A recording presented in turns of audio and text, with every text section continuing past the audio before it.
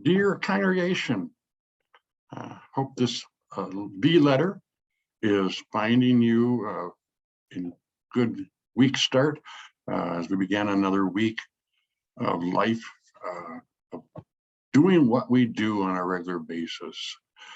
And so I'd like to talk about something this morning.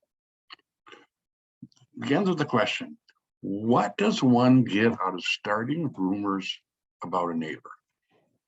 Of course, when I say a neighbor, I'm talking about anyone who lives in your community, state, in the world, anywhere. When Jesus speaks about neighbor in Matthew 22:39, the Greek text uses the word plesion, which literally means fellow human being. That can refer to anyone. Even in Leviticus 19:18, God says to love your neighbor as yourself. The Hebrew word is re'ah, which translated is fellow. In both cases, it does not merely refer to someone who lives next door, though it could be the case, but about anyone who shares life in common. And with that said, I pose this question again. What does one get out of starting rumors about a neighbor, causing trouble for them? Now, I can go farther in the Bible direction and lead us into the 10 Commandments, where the 8th commandment says not to bear false witness against the neighbor. Again, re'ah is the Hebrew word used. And I bring this up because I have witnessed this type of action in so many of our communities. People falsely reporting things about others, about doing this or doing that. The key element here is falsely. They involve social service elements of our government and first responder action, only to find out that it's all been fabricated.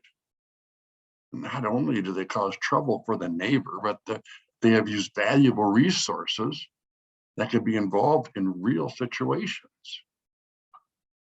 And it's all done with the idea to harass or bully another person and their family. What kind of hatred must live inside one's heart for them to act in such a manner?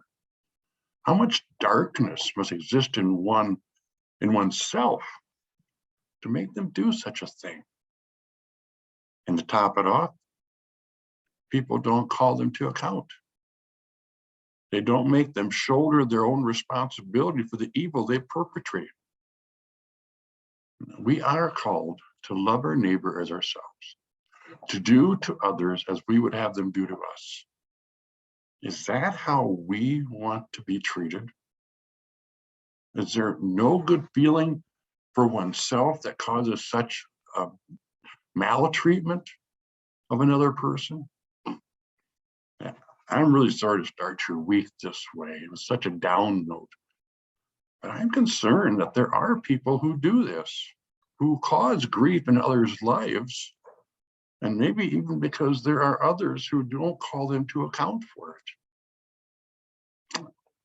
I hope you never find yourself on either end of this type of situation. Go in life and simply knowing that you are loved by God, by me, and you have no need to act out towards anyone else with such anger. No matter what you think or what has happened to you in life, know that you are loved and cared about. You are part of God's household. You are part of my community. And I care. In fact, I want you to know I hold you and everyone else in a constant prayer, trusting in God's grace for us all. Have a good week. Have a safe week.